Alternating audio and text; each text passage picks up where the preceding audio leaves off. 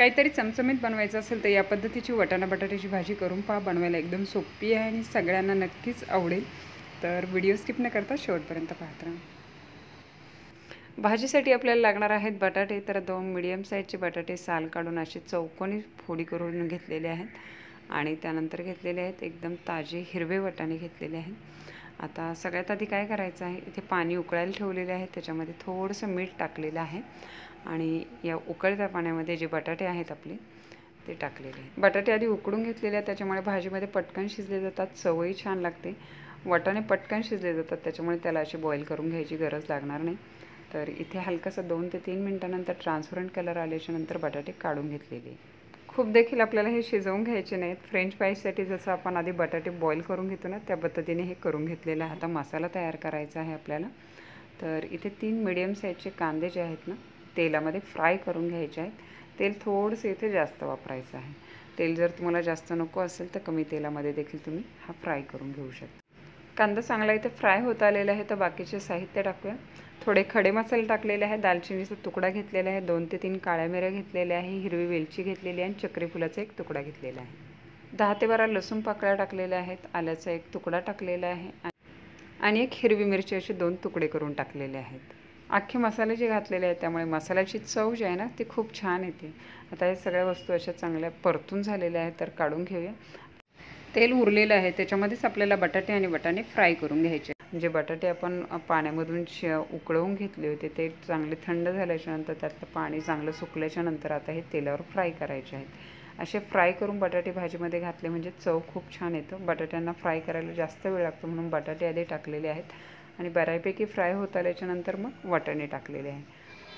या पद्धतीची भाजी बनवताना बरेचदा बटाटे कापून टाकले जातात किंवा उकडून टाकले जातात. तर त्याऐवजी जर असे फ्राय करून मग भाजीमध्ये टाकले ना, खाताना चवीमध्ये तुम्हाला लगेच फरक जाणवेल. वाटाण्यांचा कलर देखील हलकासा चेंज झाल्यासारखा दिसत आहे आणि बटाटे देखील एकदम क्रिस्पी आणि हलकासा सोनेरी कलर आल्यासारखे वाटत आहे. तर गॅसची फ्लेम बंद करायची आहे. बटाटा फ्राय करून झालेला आहे. मसाला देखील थंड झाल्याच्यानंतर वाटून घेतलेला आहे. आता कढईमध्ये इथे 2 चमचे तेल गरम केलेले आहे. पाव चमचा जिरं फोडणीला टाकलेलं आहे आणि त्यात जे वाटण केलेलं आहे कांदा आलं लसूणचं ते टाकलेलं आहे. हलकंसं इथे हे परतून घ्यायचं आहे तेलावर. त्यानंतर लगेच सुके मसाले टाकलेले आहे. ऑलरेडी हा सगळा मसाला आपण भाजून घेतला होता, त्याच्यामुळे इथे जास्त परतून घेण्याची गरज नाही. यातच लगेच सुके मसाले टाकूया. 2 चिमूट हिंग टाकलेले आहे, पाव चमचा हळद पावडर टाकलेली आहे, 1 चमचा काश्मीरी मिरची पावडर टाकलेली आहे आणि अर्धा चमचा धना जिरा पावडर टाकलेली आहे. मसाले हलकेसे इथं परतून घ्यायचे आहे आणि त्यानंतर याच्यामध्ये टाकायचे आहे टोमॅटो प्युरी. आता थोडीशी ही मिक्स करून घेऊया आणि इथे लगेच आपण चवीपुरतं मीठ देखील टाकणार आहोत.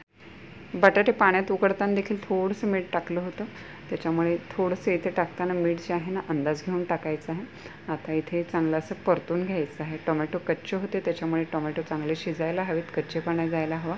तर झाकण ठेवून चांगलं असं 2 ते 3 मिनिट लो फ्लेमवर शिजवून घेतलेलं आहे. इथं मसाल्याचं तेल सेपरेट झालेलं आहे, म्हणजे मसाला जो आहे ना आपला एकदम व्यवस्थित असा परतला गेलेला आहे. थोडीशी हिरवीगार कोथिंबीर इथे टाकूया, मिक्स करून घेऊया आणि त्यानंतर इथे आपल्याला पाणी ॲड करायचं आहे. तर गरम पाण्याचाच वापर केलेला आहे. मिक्सरचं भांडं जे आहे ना ते धुवून याच्यामध्ये मी पाणी टाकलेलं आहे. कन्सिस्टन्सी जी आहे ना ह्या भाजीची थोडीशी घट्टसर अशी ठेवायची आहे. तर झाकण ठेवून पुन्हा एक वाफ येतपर्यंत आपण हे शिजवून घेतलेलं आहे आणि त्यानंतर पाहू शकता ग्रेव्ही देखील आपली एकदम व्यवस्थित अशी शिजलेली आहे. वरती तेल सगळं जमा झालेलं आहे. तर सगळ्यात शेवटी आता आपण जे बटाटे आणि वाटाणे चांगले असे परतून घेतले होते, शिजवून घेतले होते ते याच्यामध्ये ॲड करायचे आहेत. ग्रेव्ही व्यवस्थित तयार झाल्याच्या नंतरच आपण ते ॲड करायचं आहे. ऑलरेडी बटाटे आणि वाटाणे जे आहेत ना परतून घेतल्यामुळे चांगले असे शिजले जातात, त्याच्यामुळे आता याच्यामध्ये शिजायला फार वेळ लागत नाही. आता इथे हे मिक्स करून घेऊया आणि जर ही ग्रेव्ही जर खूपच घट्ट वाटत असेल तर आपण थोडंसं पाणी टाकून ॲडजस्ट करायचं आहे. गरम पाण्याचाच वापर करा शक्यतो. भाजी आपण कशाबरोबर खाणार आहोत यानुसार भाजीचा थिकनेस तुम्ही आवडीप्रमाणे कमी जास्त करू शकता. साधारणतः पुरीबरोबर खाणार असेल किंवा रोटीबरोबर तर थोडीशी घट्ट अशी भाजी ठेवायची आहे.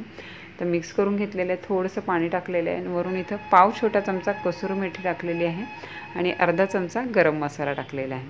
तर सगळे हे मिक्स करून घेऊया आणि त्यानंतर झाकण ठेवलेलं आहे आणि 5 मिनिट लो झाकण ठेवून शिजवून घेतलेलं आहे. वाटाणा बटाट्यामध्ये मस्त अशी मसाल्यांची टेस्ट मुरली जाते, त्याचबरोबर काही कच्चेपणा राहिला असेल तर ते पूर्ण देखील शिजले जातात. तर इथे एकदम मस्त अशी भाजी आपली खाण्यासाठी तयार झालेली आहे. एकदम चमचमीत अशी दिसत आहे. तेलाचं प्रमाण जे आहे ना, आपल्या आवडीप्रमाणे आपण कमी जास्त करू शकता. तर या पद्धतीची केलेली भाजी पुरीबरोबर, रोटीबरोबर, भाताबरोबर, चपातीबरोबर खायला खूप छान लागते. परतून बटाटे आपण घेतो आणि वाटाणे घेतो, त्याच्यामुळे चव जी आहे ना भाजीची खूप छान अशी येते. या पद्धतीने भाजी केली तर तुम्ही मटर पनीर खायचं देखील विसरून जाल, एवढ्या आवडीने सगळेजण ही भाजी खातील. तर अनेकदा तुम्ही भाजी केली असेल, पण एकदा या पद्धतीची भाजी करून पहा. चवीला खूप छान होते आणि बनवायला देखील एकदम सोपी आहे. तर रेसिपी आवडली असेल तर रेसिपीला न विसरता लाईक, कमेंट, शेअर करा आणि अशाच नवनवीन आणि सोप्यात सोप्या रेसिपी पाहण्यासाठी किचन मराठी रेसिपीजला सबस्क्राईब करा. त्या बाजूला असलेलं बेल आयकॉनचं बटन प्रेस करा. त्यामुळे येणाऱ्या सगळ्या नवीन रेसिपीचं नोटिफिकेशन सगळ्यात आधी तुम्हाला मिळेल. पुन्हा भेटूया अशाच एका नवीन रेसिपीसह. तोपर्यंत टेक केअर. Bye bye.